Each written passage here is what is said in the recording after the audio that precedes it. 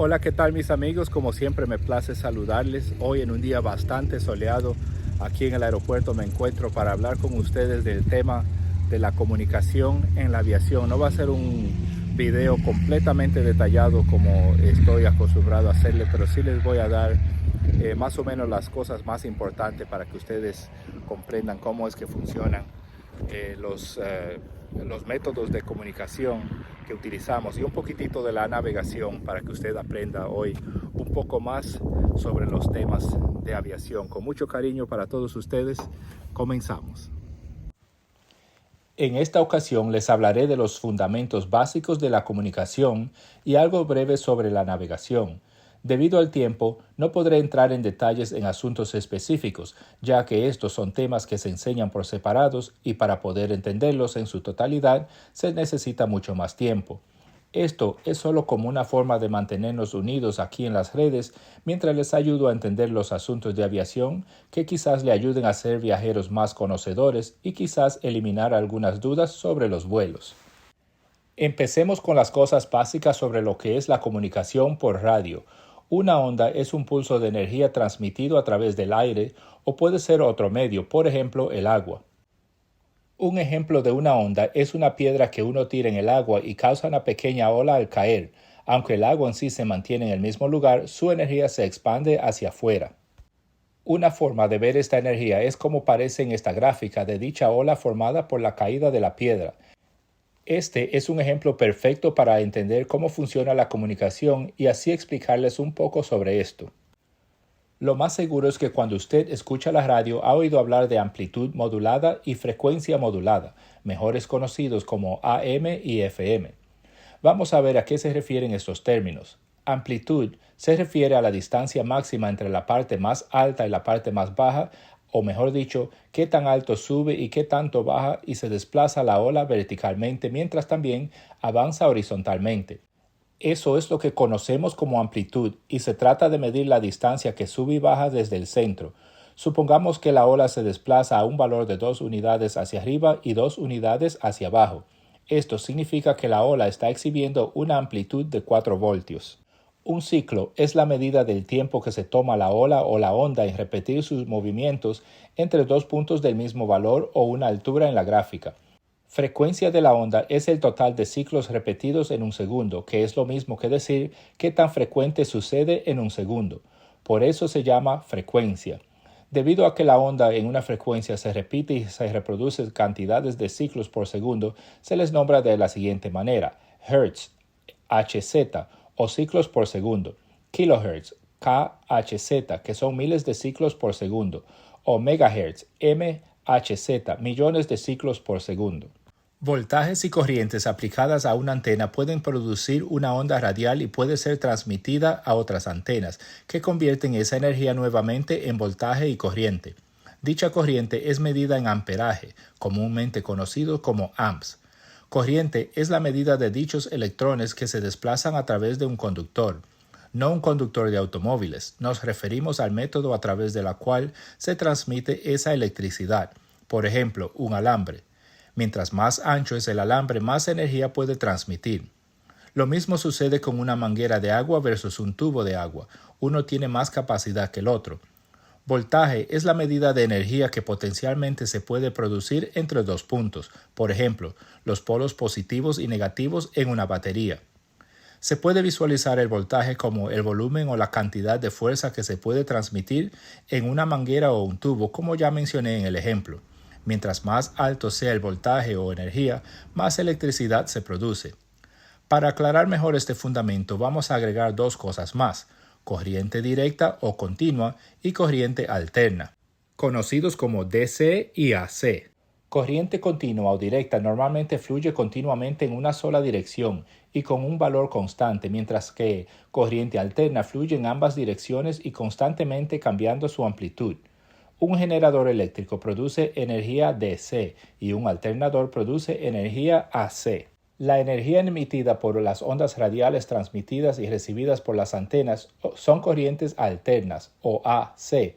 Las ondas radiales son enviadas a la velocidad de la luz, que es una velocidad de 186.000 millas por segundo.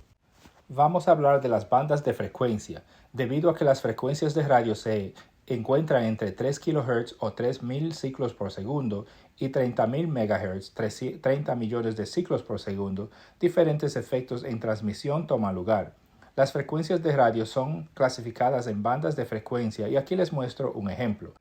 Very Low Frequency, VLF, de 3 a 30 kHz. Low Frequency, baja frecuencia, LF, de 30 a 300 kHz. Medium Frequency, frecuencia mediana, o MF, de 300 a 3000 kHz. High Frequency, alta frecuencia, HF, de 3 a 30 MHz. Very High Frequency, muy alta frecuencia, o VHF, de 30 a 300 MHz. Ultra High Frequency, frecuencia ultra alta, UHF, de 300 a 3000 MHz. La transmisión a través de una antena es emitida en todas las direcciones. Una limitación de la transmisión y ondas radiales es que disminuyen al encontrar resistencias como montañas, árboles, agua y terreno son de los fenómenos que interrumpen la señal. Las ondas que son enviadas hacia el cielo también son afectadas, ya que su energía es absuelta por moléculas en el aire. Parte de la energía en una antena se transmite a través del terreno y luego desaparece. Esta es la onda terrestre. Otra parte se desplaza hacia arriba y es la onda de cielo y se rebota por parte de la atmósfera en el área llamada ionosfera. Este reflejo permite recepción a largas distancias de la antena, según les explicaré en breve. Durante el día, la radiación del sol afecta a qué distancia se puede recibir la señal. El espacio vacío de donde la onda terrestre desaparece y la onda del cielo vuelve a tocar tierra se llama skip zone, que es una zona sin recepción. Las emisoras de radio comercial utilizan frecuencias de AM, amplitud modulada de 550 a 1650 kHz AM, mientras que un método de navegación utiliza normalmente frecuencias de 190 a 535 kHz, pero el receptor es capaz de recibir canales normales comerciales y muchos pilotos utilizan estas emisoras para escuchar los partidos de deporte, noticias, música y más. En un ratito les hablaré más de este tipo de navegador. Las emisoras comerciales utilizan canales de la frecuencia FM desde 88.5 hasta 107.5 FM, mientras que los aviones normalmente utilizan para navegación frecuencias VHF desde 108 a 117.95 MHz y para comunicación de 118.0 hasta 136.97 MHz. La comunicación por radio, la cual usa canales de más de 30 MHz en la banda VHF, tiene la limitación de que es basada en la línea de vista. Esta señal no se rebota en la atmósfera y simplemente se pierde. Esto significa que para que un avión pueda comunicarse, debe estar en línea directa y que envíe sin obstrucciones la señal desde la antena al receptor. Por este motivo, un avión no puede comunicarse en los canales VHF infinitivamente. Obstrucciones tales como montañas y particularmente la curva terrestre le impide recibir la señal y la comunicación.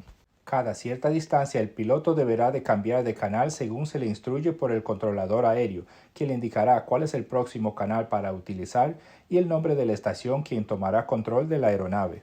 Cuando un avión está lejos de la antena y su altitud no es suficiente, el piloto no podrá comunicarse hasta que se eleve o se acerque más debido a la curva de la tierra o montañas que le impiden que pueda recibir y enviar mensajes. Por ejemplo, un avión que esté en pocas alturas entre el trayecto de Miami y las islas del Caribe en muchas ocasiones tiene dificultades para comunicarse, aunque hay antenas localizadas en la zona para facilitar la comunicación. Una solución es utilizar como relevo la ayuda de un avión que esté mucho más alto, quien se convierte en un intermediario ya que puede recibir ambas señales, la del controlador aéreo y la del avión que necesita comunicarse. Cuando hablamos de controladores aéreos, lo primero que nos viene a la mente es la torre de control, pero la torre de control solo habla con los aviones alrededor de 10 millas desde el aeropuerto. La mayoría de comunicación se lleva a cabo con controladores que se encuentran en cuartos oscuros, vigilando por radar y que nunca ven el avión. En un video futuro hablaremos más a fondo sobre esto, pero los centros de control aéreo tienen a su cargo cientos de miles de millas cuadradas para poder comunicarse y tienen antenas distribuidas en diferentes partes para poder tener contacto con los aviones. Pero ¿qué pasa con los aviones que vuelan en los océanos donde no hay antenas y no llega la señal VHF para poder comunicarse, ya que después de 230 millas más o menos, la curva terrestre impide que llegue la señal a las aeronaves aun cuando están volando a 38.000 pies? Aquí es un poco más complicado y mucho más lento. Una posibilidad es la comunicación satelital, pero en este tema nos concentraremos en la señal de alta frecuencia o HF, que es otra forma de enviar mensajes alrededor del mundo tomando ventaja de la ionosfera, una capa de varios niveles que rodea la Tierra.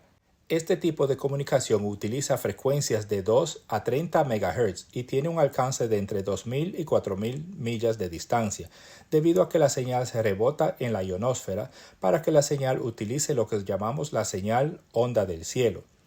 La radiación solar afecta este tipo de comunicación y por eso en el día se deben utilizar canales altos por ser menos afectados y de noches canales con números más bajos.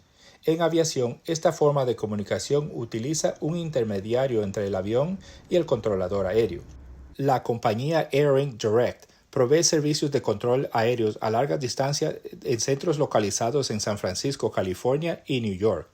Debido a que los aviones siempre deben de estar en contacto con sus respectivas compañías y también con los controladores aéreos, esta forma de comunicación a través de esta compañía se convierte en el intermedio entre los pilotos y los controladores aéreos. Normalmente no hay servicio de radar en las rutas oceánicas y por lo tanto, cada vuelo antes de entrar en este espacio aéreo debe antes de salir del área de cobertura con radar establecer su altitud que desea volar, la velocidad de infracción de velocidad del sonido y su tiempo estimado de cuando penetrará el espacio aéreo oceánico. Aparte de esto, debe establecer comunicación de alta frecuencia con la agencia que proveerá el servicio. Se le proveerá el canal a utilizar y un canal de respaldo por si uno falla. Cada avión tendrá un código clave para que se pueda contactar, ya que es muy ruidoso escuchar continuamente en un canal HF. Escuche. Roger, copy 272, understand, and I just confirm, it's a bit hard to read you, there's a bit of static. I have you over Yucca. Confirm that time 2234 and that flight level, what was that flight level 6?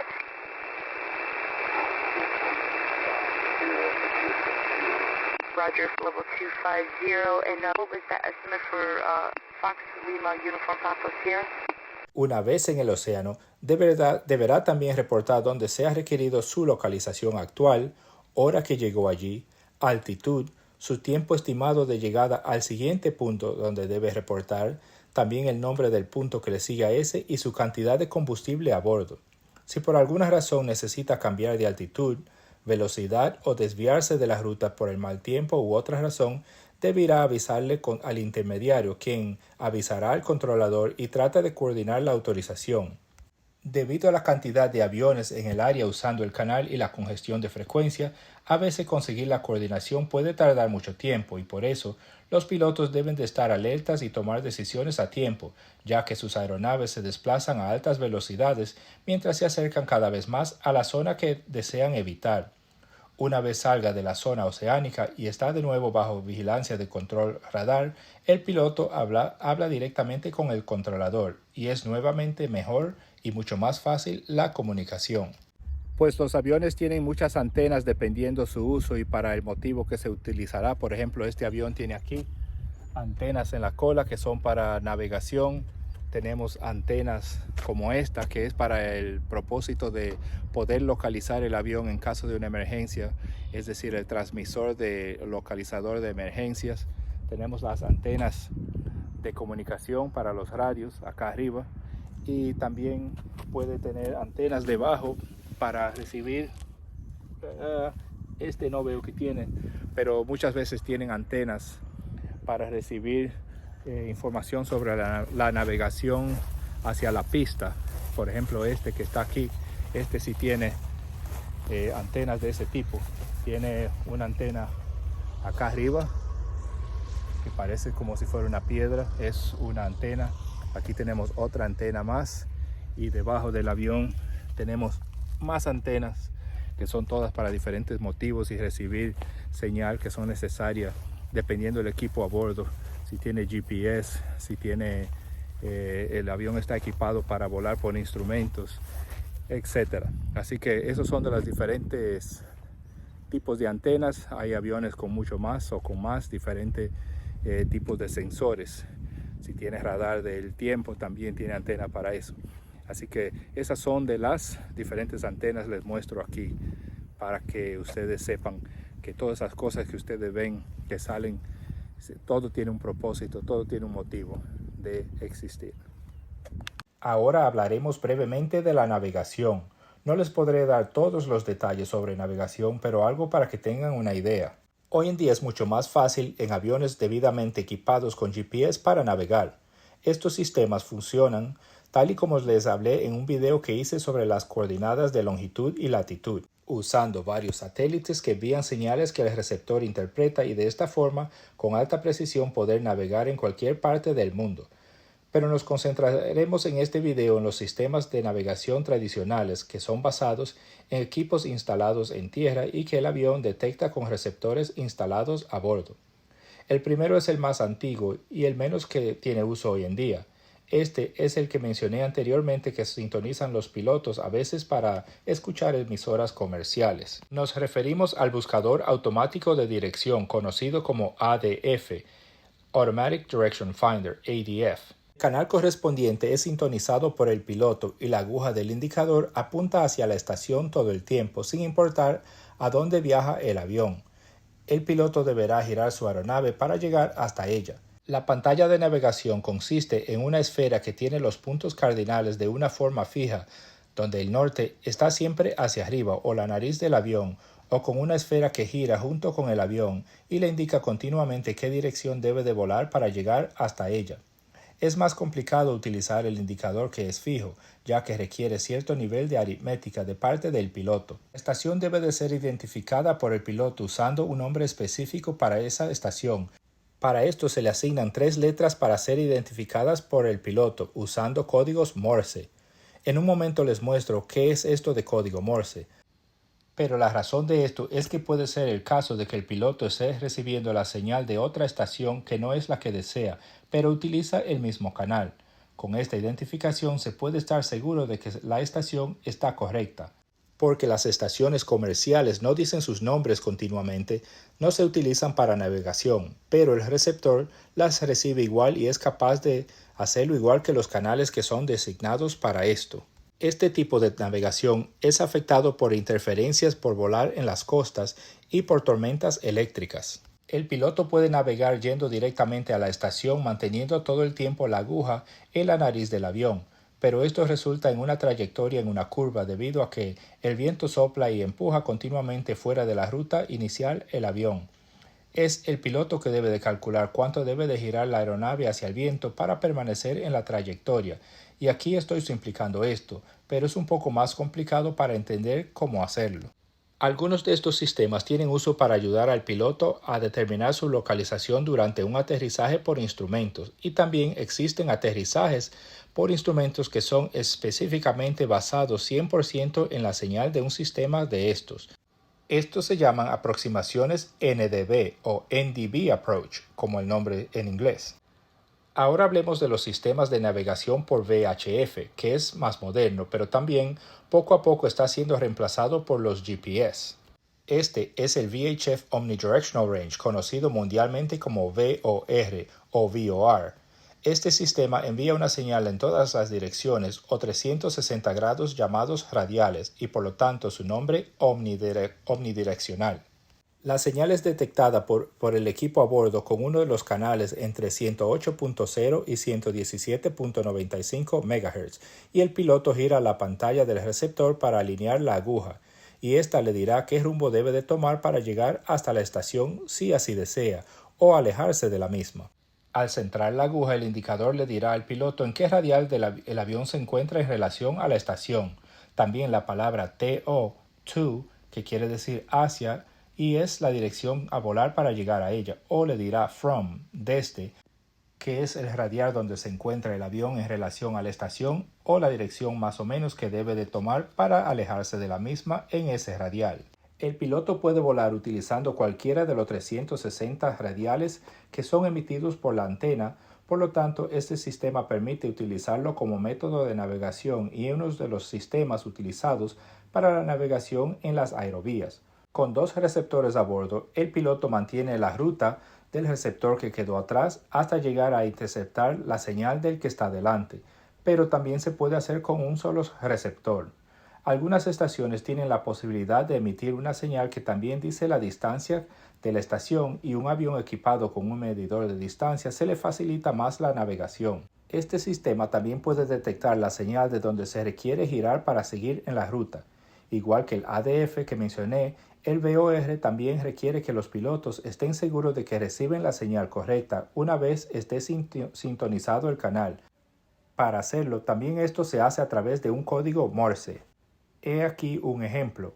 El piloto en este caso sintoniza la estación Solberg en el canal 112.9 y luego procede a escuchar las letras SBJ en Morse y suena así de esta forma. Siga los puntos de acuerdo al sonido.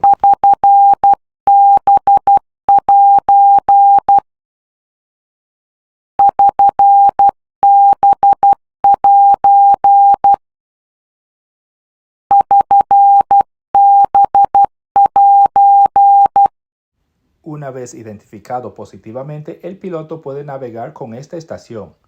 Algunos receptores tienen un indicador independiente al indicador de dirección del avión y el piloto debe de entender cómo navegar interpretando el indicador de señal y de dirección independientemente. Otros sistemas son más modernos e incorporan ambos instrumentos en uno solo, y esto lo hace mucho más fácil porque la dirección del avión siempre está arriba del indicador. Los sistemas VOR también se pueden utilizar para localizar los aeropuertos en algunos procedimientos que se utilizan como aproximación o simplemente para encontrar en el aeropuerto en un vuelo visual. Otro uso de los sistemas VOR es la posibilidad de ayudar a los pilotos con la comunicación. En esta misma estación de Solberg, la estación de servicios de pilotos está muy lejos para recibirse por canales VHF, pero utilizando la línea terrestre, el piloto utiliza la frecuencia 122.1 para enviar su mensaje a través de la estación y recibe la contesta en la antena de la estación. Debe de aumentar el volumen del receptor en el canal 112.9. En el caso de la estación Coil, la línea debajo del canal significa que esta estación no tiene capacidad para recibir mensajes de voz. Ya por último, otro uso de los canales VHF los utilizan para aterrizajes precisos por instrumentos. Este es el más popular en el mundo entero, ya que permite descensos en visibilidades muy bajas. La señal es similar a las del VOR, pero consiste en una sola señal que está alineada con la pista. También hay otra señal de otra antena que es para uso en el descenso. Ambas son combinadas para formar lo que se llama Instrument Landing System, ILS, o también conocido como ILS. Al interceptar la señal, el piloto mantiene los indicadores perfectamente alineados en forma de una cruz hasta bajar a la altura especificada en la carta de instrucciones, observando que exista todo el tiempo al menos la visibilidad especificada en el procedimiento. De bajar y no estar la visibilidad y no ver al menos las luces de la pista, el avión debe de abandonar el aterrizaje y tratar de nuevo o irse a un aeropuerto alterno. La señal también se puede recibir y utilizarse sin descenso en forma de un aterrizaje llamado aterrizaje por localizador.